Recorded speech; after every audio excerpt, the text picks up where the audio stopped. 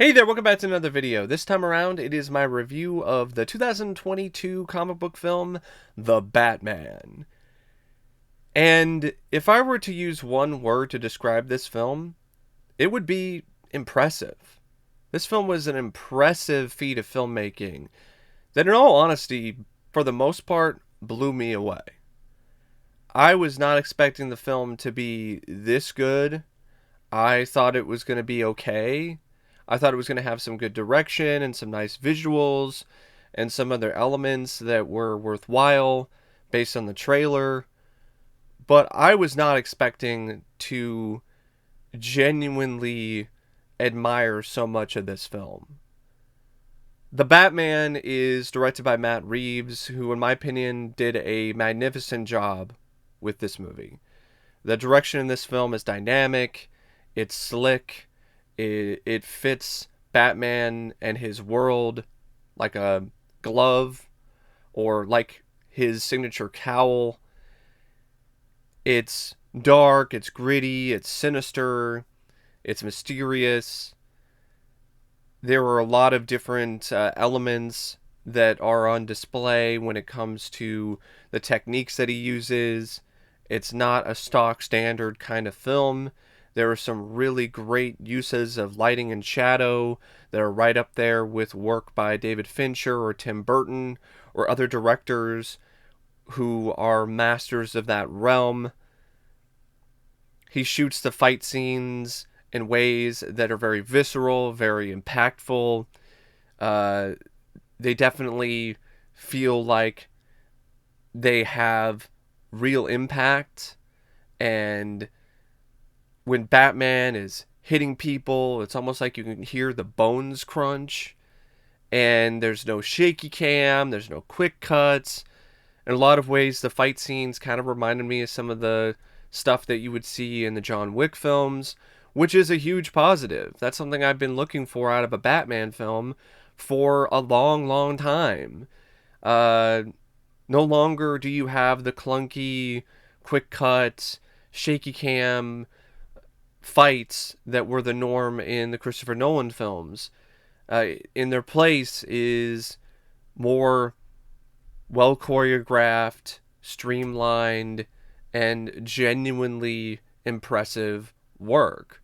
And Reeves is really a guy who got the most out of those fight scenes. Those are the majority of the action that you have in this film, a movie that isn't really an action film. It really isn't a movie that has a ton of action. But what action is there definitely packs a punch, and in large part because of Reeves's direction.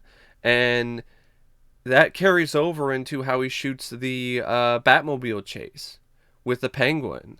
That's a thrilling sequence. It's really a adrenaline rush. And even in some of the other sequences that are just trying to be more atmospheric, he excels at. When it comes to the scenes where Batman is just standing there and investigating and looking for clues. And it's just an impressive, incredible feat of filmmaking in so many different ways. And the film also features, for the most part, a relatively stellar script by Matt Reeves and Peter Craig. These are two writers that definitely did their research. And instead of cobbling together certain aspects or parts of a comic book arc and just throwing them together without really a lot of thought and not doing them justice, like I felt Nolan and his writers did with some of the Christopher Nolan films, or Zack Snyder did with his movies, here it seems like what is borrowed from the comics is borrowed for a legitimate reason, and what is adapted in a way that's very respectful to the source material. And when the film was over, and even when the film started, to be honest, as soon as the film started and you had the narration from Batman talking about how he is the shadows, I immediately felt like I was watching a Batman film that I had been waiting to see for decades. As a big fan of the comics, I grew up reading the comics. I used to check them out all the time at my local library. And I had been waiting for a more serious, gritty, detective orientated Batman film for ages. Like, the closest I got to it was some parts of the Burton films. And with this film, though, the whole movie is a detective story. And it was just so refreshing and so cool to see.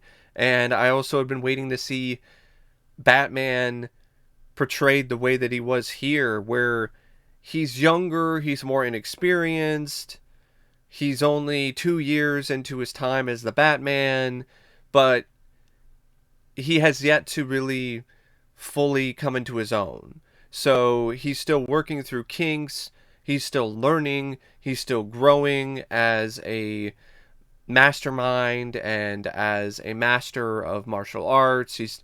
He's not a finished product yet. And I've always felt like year 2 Batman would be a really compelling, great Batman to focus on for a film. And this film proves that to me. And I felt that the writers just nailed it. They nailed it when it comes to how they portrayed Batman.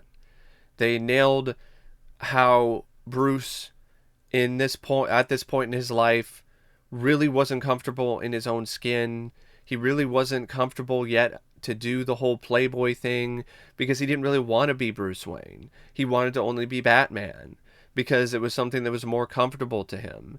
The suit became his real skin, and Bruce Wayne was what his real alter ego was. And I think the way that the writers handled that dynamic really worked. I know there are some critics who think otherwise. They think the Playboy persona should have been in there already, and they criticize that there's not enough of a difference between Bruce and Batman in this film and in this story.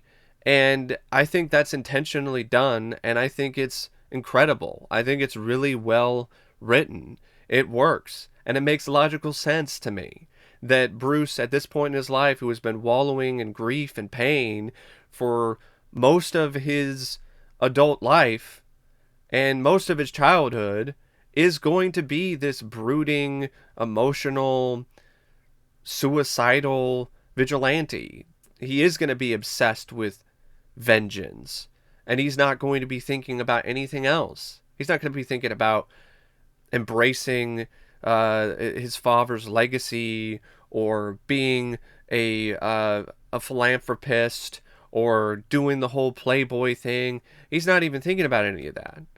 He has one goal in his mind, which is just vengeance, and to just put on the suit and just unleash all this pain and rage that's inside of him. So I don't think it's a problem at all. And in fact, I actually thought it was different, because a lot of the times when it comes to Batman, you see films where they have to do that particular dynamic where, oh, he's a tortured soul, but then he's also like happy-go-lucky and a playboy.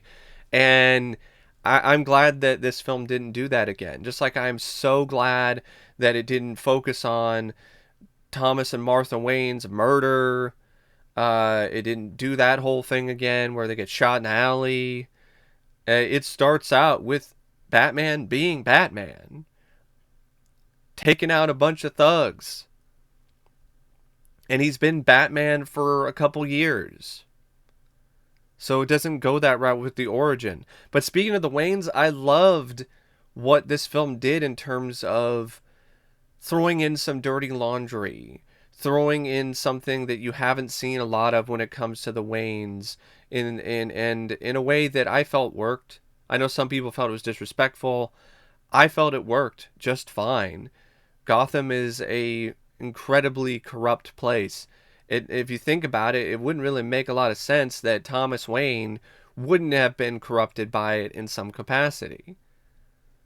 And I think the way that it was handled was more respectful than some people think, because it still painted Thomas Wayne as a good man, a flawed man, but a good man. You can be a good man and be a man of genuine moral character if you make a mistake. Your mistake should not define who you are and what you stand for. Because it's not like Thomas Wayne wanted the reporter to get killed. He just wanted Falcone to do something to silence him, but he didn't ask him to kill him. And at the same time, after he found out the reporter was dead, he was distraught. He was beside himself. And he was willing to do whatever he could to reveal the truth and to put Falcone into the light.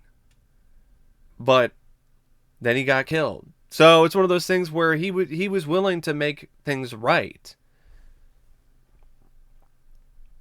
And that's just one way that this script is absolutely spectacular, because this is a film that has so many different puzzle pieces, so many different characters, and it was something that I initially was thinking was going to be a serious flaw with this film going in. I'm like, there's too many characters, there's too many subplots. How is this all going to come together in a satisfying fashion? And for the most part, it did, because the script is just so well written and so well crafted. The characters all feel like they have a legitimate place within this film's story. The way that things unfold to me was genuinely captivating, especially once the Riddler's riddles start coming into play and his plan starts to unfold and Batman starts the investigation.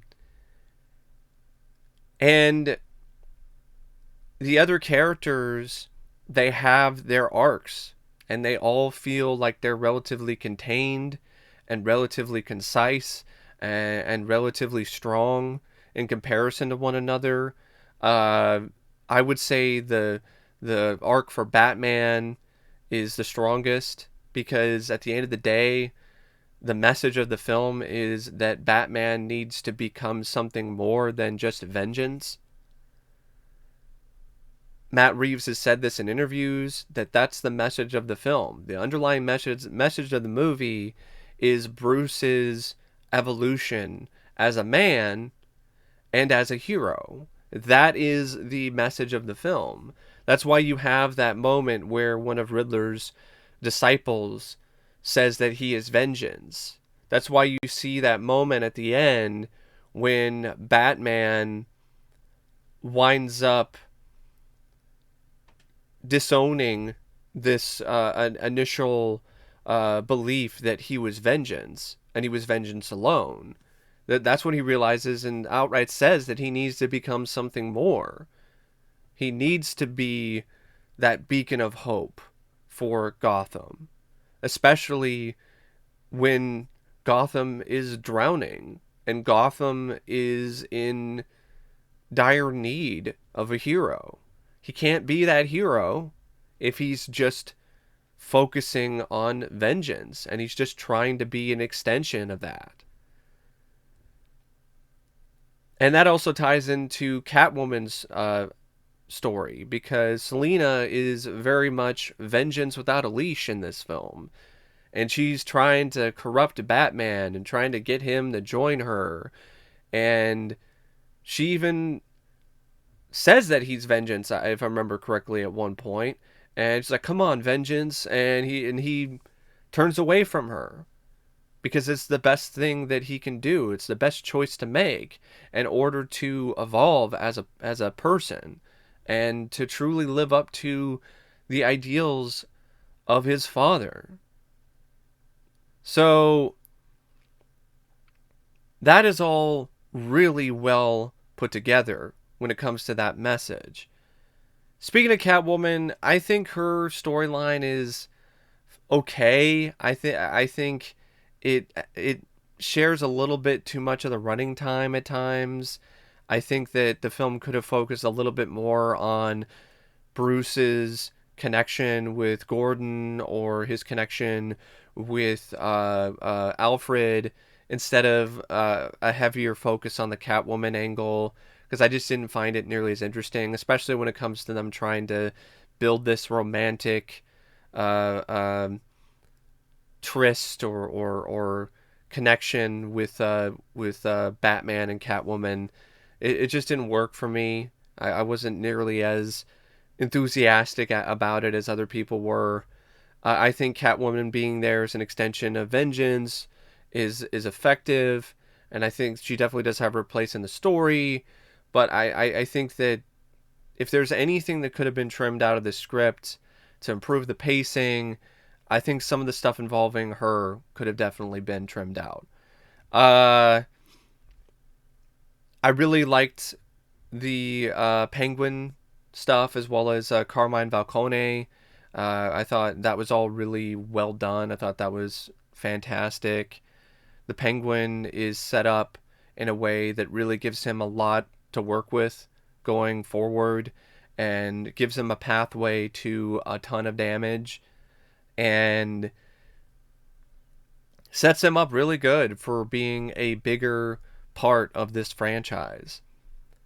Commissioner Gordon, I really love the dynamic that the writers create between him and Batman. It's almost like a buddy cop dynamic, and I love it. It's so much fun.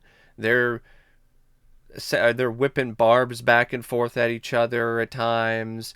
It's a really entertaining uh, duo to watch, and I would have been fine with even more scenes like that in the film between those two because it was that much of a strength. The Riddler, the way that he's written, for me personally, is really good. I think they did a great job making the Riddler into a character that is genuinely twisted and psychotic, and I love the way that they wrote the riddles and crafted his whole master plan. And I really like the fact that during this whole process, Batman doesn't always have all the answers. Batman sometimes comes to the wrong conclusions, or Batman needs help from other people. I like that. I like the fact that Batman is not able to do everything on his own. I know that's something that a lot of people criticize about this film, but I don't have a problem with it because this is early Batman. This is Batman only 2 years into being the Dark Knight, and he's got a lot of work to do. And he doesn't have a lot of experience. And you can be a good detective and not catch the killer or stop the killer all the time. The detectives who worked on the Zodiac case, which the Riddler and his interpretation in this film is heavily lifted from, for good reason, because it's a really good idea. The Zodiac killer, he wasn't caught. He got away with it. That doesn't mean that the detectives that were on the case were bad detectives. It doesn't mean that they didn't do a good job. So I still feel that Batman did a good job here. He was still integral to things, despite the fact that he didn't solve all the riddles. He didn't necessarily stop the Riddler himself, and the Riddler wound up giving himself up.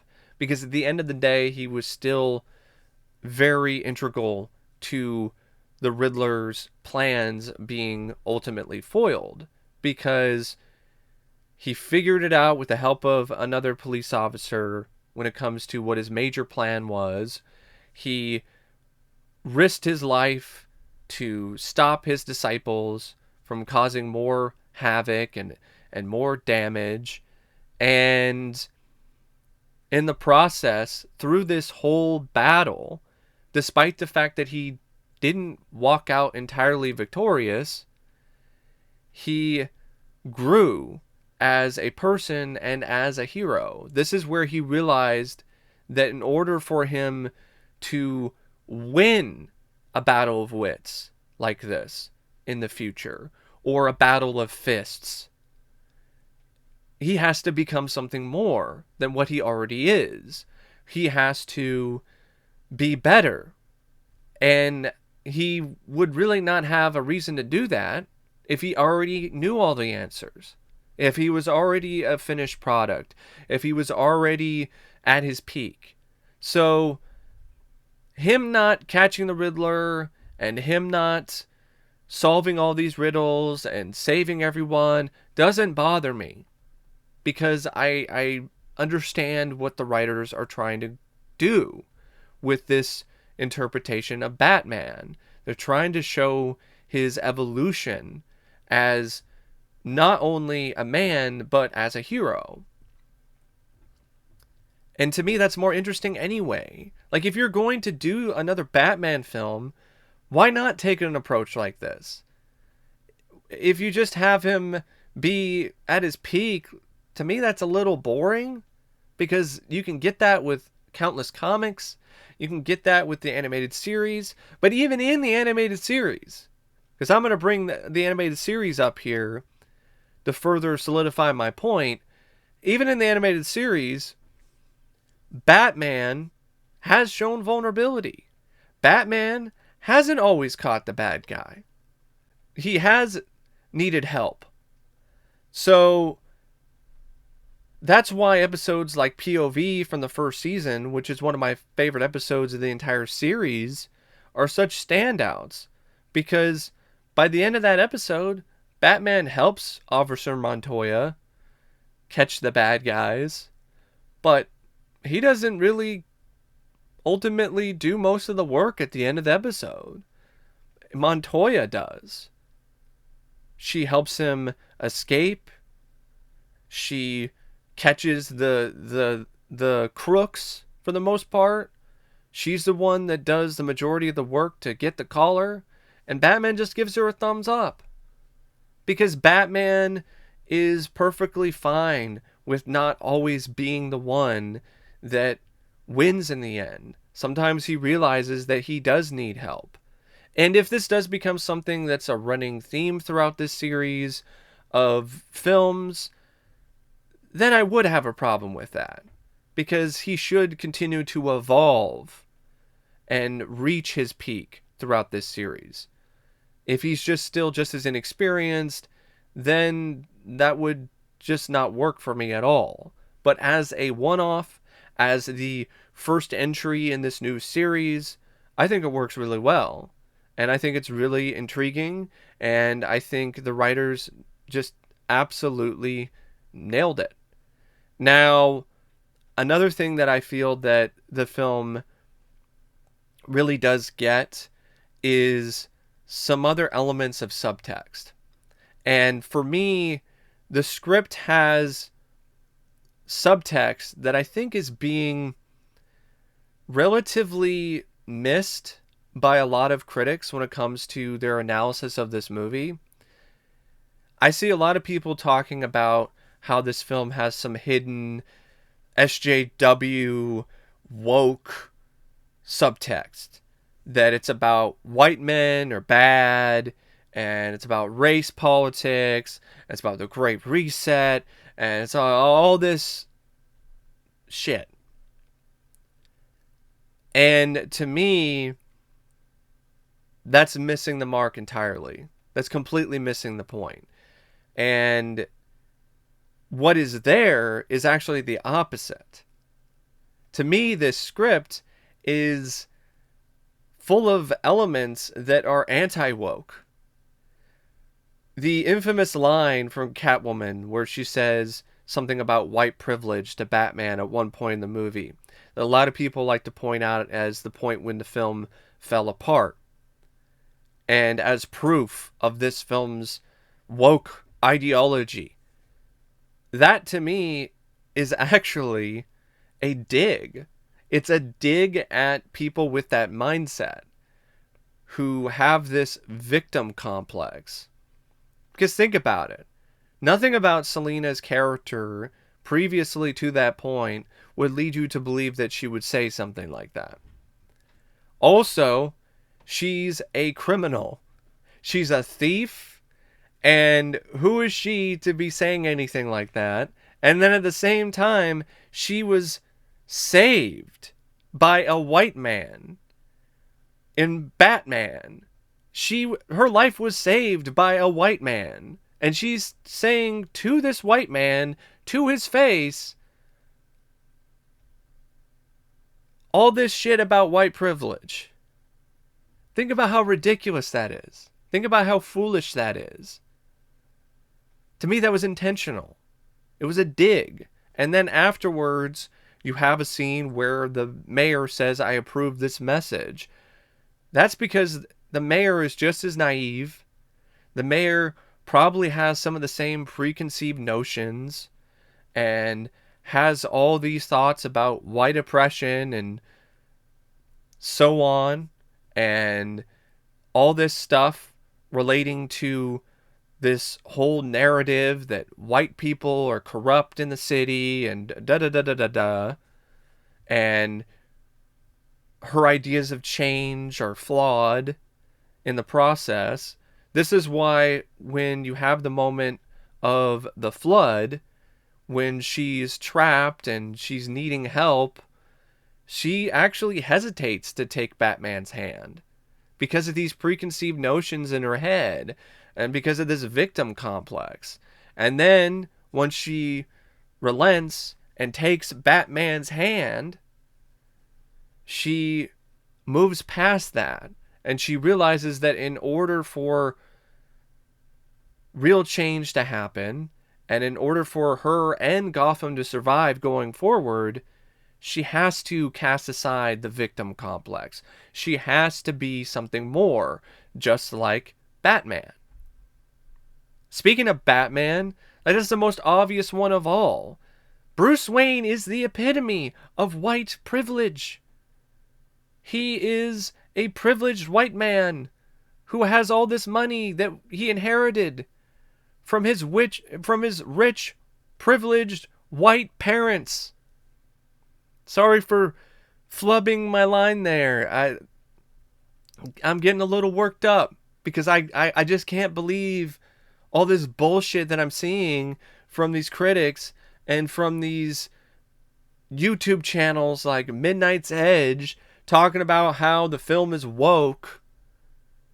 And it's anything but. The hero, the person that shows the city the light at the end of the film, is a white man. And then at the same time, there are scenes in the film where when Carmine Falcone gets arrested, there are cops who are white, who are with other cops that are of the races. In the first fight with the thugs in the beginning, one of the thugs is a Hispanic man. The guy with the machete, he's Hispanic. Not all of the thugs in the beginning are white people. And that doesn't even count the one that Batman saves, who's a black man. So what the hell? Why are we doing this shit? Why are we making things up to try to fit a narrative that this film is woke? It's just another Hollywood woke movie. It's not. And that's not even counting the Riddler, who himself is a representation of the victim complex. This is a man who decided to do all this heinous, horrible stuff. He decided to start this reign of terror because he didn't like the fact that Bruce Wayne, a privileged, rich kid, got all the attention when it comes to other orphans. He was upset that he wasn't the one that had the same privilege. So he decides to start this plan, this master plan, and reveal the lies in Gotham and the corruption, and he focuses on these politicians and these police officers, and then he has this big plan to wash everything away, to wash all the corrupt aspects of Gotham away and start anew, because he wants to have his own bubble. based around his own ideals. And this whole victim complex thing is further amplified in the scene in Arkham when Batman starts poking through his bubble. The Riddler is going, "No, no, no, no, no, no, no! That's not how this is supposed to work." The same kind of reaction that you get from people like this when you poke a hole in their bubble. It's all there. It's far more clear to me that the subtext in this film is about anti-wokeness, anti-SJW ideologies, than it is a woke film. But that's just my interpretation of it. But yeah, I could go on and on and on about this script because it's a brilliant script. I love the use of dark comedy in it. I know some people think that it doesn't have any comedy. I think that's an erroneous assumption to make because there is comedy in it. It's just dark, and I love dark comedy, and it fits Batman better. I like that Batman in this is a man of few words, but he's also someone who is showcasing his mental fortitude as well as his physical fortitude. I like the moments where he does show weakness. It makes him feel more human. It really does. You can sympathize and relate to Batman more than you do in a lot of other films that feature this character because he actually feels like a man and not a superhuman like he is in some of these other adaptations. I like the scenes between Bruce Wayne and Alfred, especially the scene in the hospital. I think those two have a good connection. I wish there were more scenes. That's why I said that I felt that there could have been more room for more moments between these two. I like that Alfred actually helps Bruce solve some of these riddles. He isn't just there to offer life advice. I also like the third act. I know some people have a problem with the third act. I think it should have been cut out of the film, that the flood doesn't work. I think it works really well. I think it was very clear that that was the plan that the Riddler had. The criticism that I see that the Riddler, oh, his plan just changes. No, it doesn't. His whole plan was never just to target corrupt politicians and police officers. His plan was to wash away the sins of Gotham. That was his plan. Why else would he set one last riddle for Batman to solve that reveals his master plan at the end of the film? Like, come on. Just because you don't see foreshadowing earlier on in the film, that doesn't mean that that's not his master plan, and it doesn't mean that the plan isn't effective. I don't understand that logic. It just doesn't really make any sense to me. Also, it's all set up so Batman can show how far he's come when it comes to his approach as a hero. That's what leads to the really iconic, incredible scene of him guiding Gotham's citizens into the light. There would be no reason to have that scene if you didn't have this flood. It's there so Batman, who now has this new ideology about what he should be and who he should aspire to be and who others should aspire to be, it's there to show that that new ideology is what will make it so Gotham will survive and they won't sink under the floodwaters. They will rise above it. I love that the last few scenes of Batman in action aren't him actually fighting people. It's actually him rescuing people. It's saving people. It's being a hero. I love the moment when he's willing to sacrifice himself to save other people. That's the whole scene where he cuts the power line. That could have killed him, and he knew it. But he was willing to die for these people, these innocent people. He was willing to die for Gotham. And that's everything that Batman is. So I'm fine with the flood. I'm fine with it being there. And for people who think that it isn't really anything that's in the comics, you need to read more comics, because it is in the comics. It's an arc in, I think, 0 Year with the Riddler. So it's in an arc. So if you did your research like the writers clearly did, you would know that fact instead of making shit up, which I've seen a lot of people do when it comes to this movie, saying that it's bad because of this and this and this. And I'm going to say this as well. If you don't like the film, it's not your cup of tea, that's fine. I don't have a problem with that. But to me, your reasons have to be something that is fair. And I don't think some of these criticisms are fair to this film. I think a lot of them are seeing things that aren't there and are coming to incredibly rash conclusions based on things that really don't exist in the context of this film's script. So now that I have gushed about the script for what probably feels like forever, let's quickly talk about the other aspects of the film. Let's start with the cast. This cast is great. I think that there were a couple performers that I wasn't as impressed with as other people, and I will get to those soon enough. But when it comes to Bruce Wayne and Batman, Robert Pattinson was phenomenal. This was the best performance that I've seen from a Batman actor since Michael Keaton. I was never really as impressed with Christian Bale, especially as Batman, as other people were. Pattinson, though, the moment he showed up on the screen in the cowl as Batman, I bought it. I 100% bought it. I was like, that's Batman. It didn't feel like an act to me.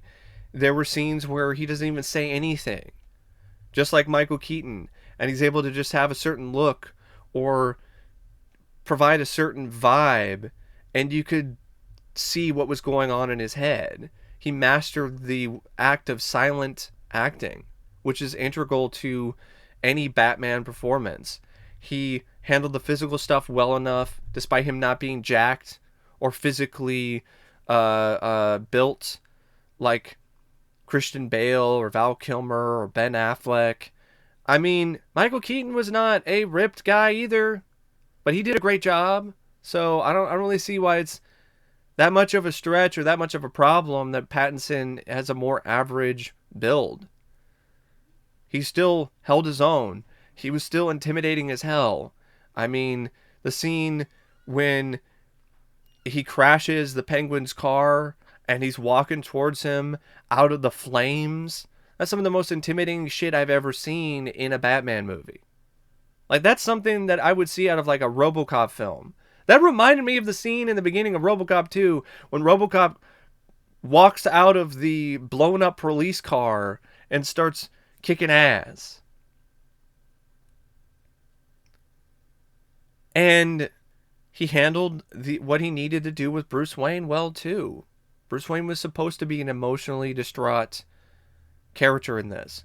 He was focused on vengeance. He was suicidal. He was not afraid to die. And throughout the film, that changes. And I firmly believe that Pattinson is every bit as capable of showing the Playboy persona in future films and showing more charisma and showing more of that part of Wayne's persona. Jeffrey Wright was really good as Commissioner Gordon. He was a stabilizing presence throughout the film. He had a really good connection and vibe with Pattinson. I really liked their buddy cop dynamic. Colin Farrell was menacing as hell as the Penguin, completely unrecognizable underneath all of that makeup. And he just made that makeup like it was his real skin. Like it didn't seem like he was just playing a role, like for instance when he played Bullseye in Daredevil. Like this felt very authentic.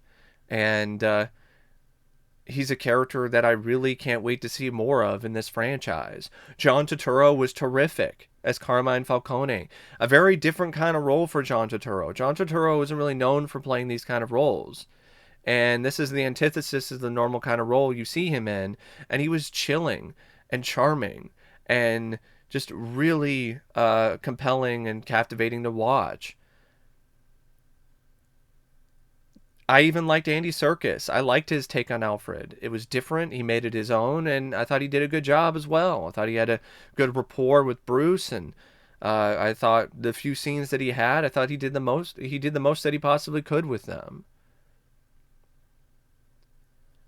Even the relative newcomer, the actress who played Bella Real, I thought she was fine too. Jamie Lawson in one of her first ever acting roles. She really did embody the naive aspects of that character. She really did pull that off. It actually worked that they cast a relative newcomer to play that role because that character was supposed to be someone who seemed like a fish out of water.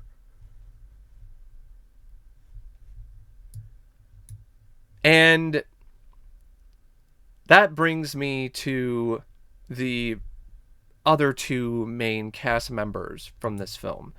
The two that honestly have gotten the most praise from people. Like a lot of people say that these two are the standouts. And I disagree. I'm not going to say that Zoe Kravitz and Paul Dano were terrible, but I wasn't nearly as impressed with their performances overall as other people were. Zoe Kravitz, I thought was fine. I thought she did an okay job. A good job is a little too much for me to say because it was a very uneven performance for me. When it comes to the physical aspects of the character, when it comes to her being involved in action sequences or anything that showcases her brash attitude, I felt she handled that really well. I thought she pulled that off rather effectively. But when it comes to the scenes where she's trying to be a little more emotional, showing a little bit more dramatic weight, so to speak, I didn't really buy it. I didn't think it was really that efficient or that good overall. And then when it comes to the scenes where she's supposed to have romantic tension with Robert Pattinson, I didn't really feel the chemistry that other people did. There were times when she's kissing Pattinson in the Batsuit, and it felt like she might as well have been kissing a mannequin wearing the same suit because it just didn't really have that spark for me, especially in comparison to the romantic chemistry between Michael Keaton and Michelle Pfeiffer as Batman and Catwoman in something like Batman Returns. But I'm not going to say that her performance was terrible. It just was there for me. I wasn't nearly as impressed with it overall as other people. And Paul Dano, I was disappointed by. I thought his performance was questionable. And it really is a performance that I'm surprised is not getting more criticism because Jim Carrey got a lot of flack for being over the top and campy and ridiculous as the Riddler in Batman Forever. But Paul Dano to me is every bit as ridiculous and over the top and hammy as Jim Carrey was in Batman Forever. But in Batman Forever, that whole approach worked because it worked with the film's tone. This is a more serious, gritty, dark film in the vein of like Seven or Chinatown. And you've got Paul Dano acting like a cartoon character and just overacting his ass off and being completely inauthentic. I mean, it's just one of those things where I was not really that scared by him. I wasn't really that intimidated by his performance. I know a lot of people found it disturbing. I honestly found it hard not to bust out laughing. with this performance. I mean, even the way he says goodbye is ridiculous. Goodbye.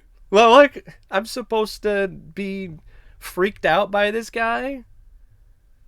And the scene when he's doing one of his videos and he's trying to be like Jigsaw and he's just being manic. I thought he was going to say suffer and succotash and start doing his best Sylvester the Cat impression. And then the scene in Arkham with Batman, that gave me flashbacks to Jesse Eisenberg's performance in Batman vs. Superman as Lex Luthor. And that's not a good thing. There were moments when his performance was fine, but there were way too many moments for me where I thought it was ridiculous and laughably bad. And it was an example of an actor who was trying way too fucking hard to be crazy. I mean, the whole bit where he's like, no, no, no, no, no, no! Or the whole thing where when Batman first comes into Arkham, he's going, Bruce Wayne. Bruce Wayne. Like, how is this any different than what Jim Carrey did? I mean, the whole thing was like, what's... he had, like, one of his Riddler... One of the Riddler's riddles. I'm going to find the quote here because I don't want to get it wrong. So, one of the quotes he has is he's saying, you know, what's black and blue and dead all over? You. Like, that's the same exact line delivery as Jim Carrey in Forever. Or this, if you are justice, please do not lie. What is the price for your blind eye? Like, that's the same line inflection. That's the same fucking tone as, like, the whole thing. It was like, who's afraid of the big black bats? It's the same fucking thing.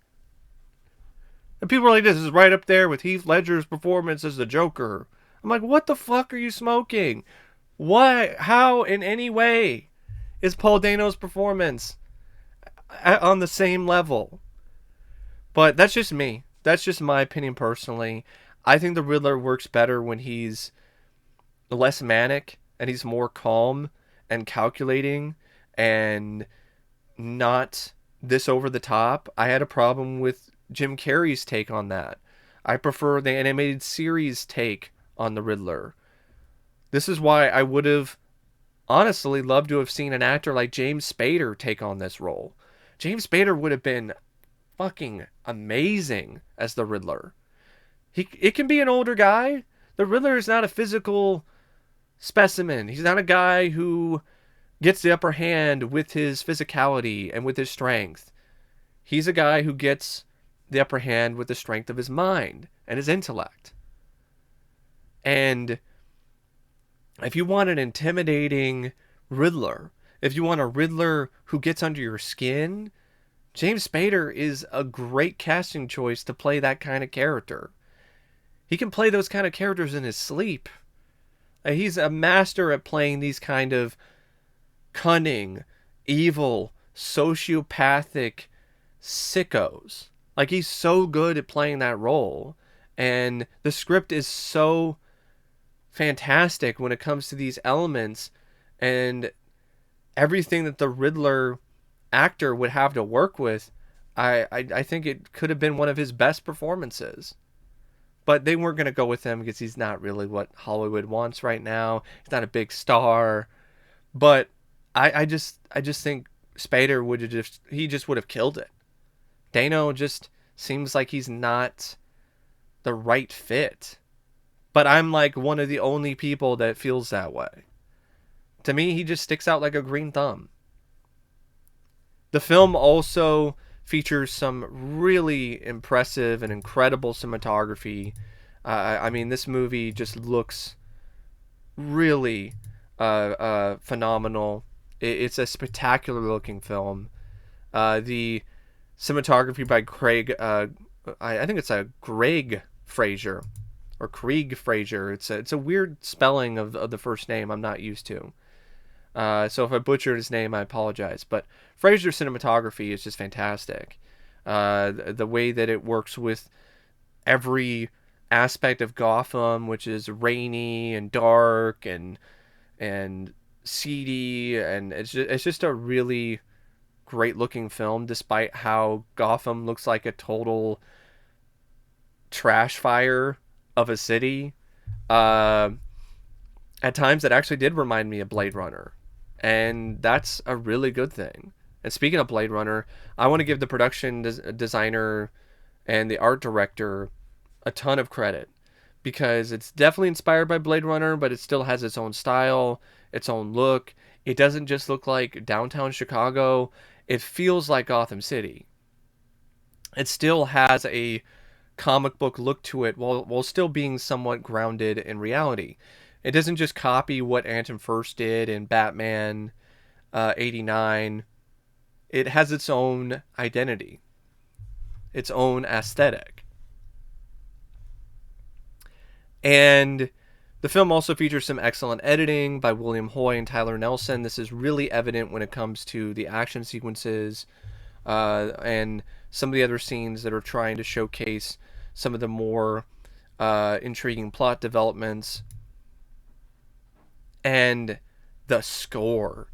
The score by Michael Giacchino is just a really stupendous work.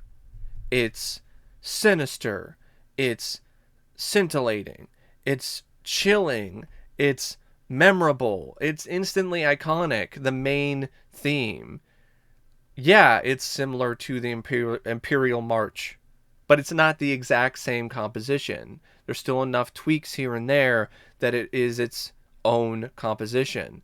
I love the really moody, atmospheric bits of music that really do make the film at times feel like a horror film, feel like something like Seven, where you're not really sure what's going to come around the corner. And I like that the Batman theme is this bombastic, in your face theme that's made to build and build and then just explode, because that's really what Batman is to his foes and to people that run into him in the shadows. He is this intimidating force of nature, so it makes sense that the score fits that. And I also love that the score actually does have homages to elements of other scores in the franchise, in particular Elfman's just really exemplary work in the Burton films. Because you hear a bit of that. You hear a bit of the bells. You hear a bit of the string music that Elfman used for Catwoman in Batman Returns. You hear a little bit of that for Catwoman's theme in this film. So it's just a really, really impressive work in a lot of different ways for me when it comes to the film score. It's one of the best scores of the year, and if it doesn't get nominated for an Academy Award, that would be a absolute crime.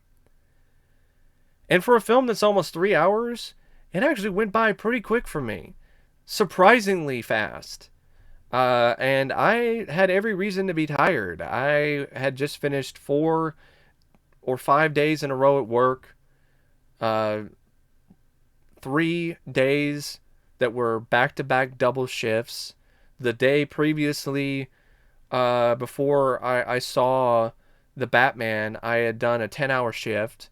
And then after that day, before I went and saw the film, I had finished a 7-hour shift. So I had been working a lot. So I had every reason to be a little worn down. But I was just absolutely captivated and drawn into the film. And I never really got up for a bathroom break because I didn't want to miss anything. And it was a film that, despite the really long running time, I thought it was really effective when it comes to maintaining my interest and my intrigue. I also look at the film as a movie that Could have trimmed a little bit, I have to admit. It could have been a little shorter, like cut out like 20 minutes maybe, would have improved the pacing a little bit, because it does start to shuffle its feet a little at the after the 2 hour mark. Um, but after that point, it picks up again, and it still works for me. And the other things that I felt could have been a little bit better were less of a focus on the Catwoman stuff, focus more on Bruce and Alfred, or Bruce and Gordon, or maybe some more scenes with the Penguin, uh, maybe even more Riddler scenes. I didn't really care for Paul Dano's performance, uh, but the writing was so good for that character, and there were other villains that were strong enough that it didn't completely derail the film for me. Overall, I pretty much love this film, despite some things that didn't work for me. At the end of the day, it's easily the best film I've seen this year, and also one of the best comic book films I've seen in a long time. It was a genuinely fresh and unique take on Batman, at least for me personally, and I can't wait to see what Matt Reeves does next with this franchise. So anyway, thank you for watching my long, in-depth review and analysis of The Batman. And as always, I'll see you later. See ya.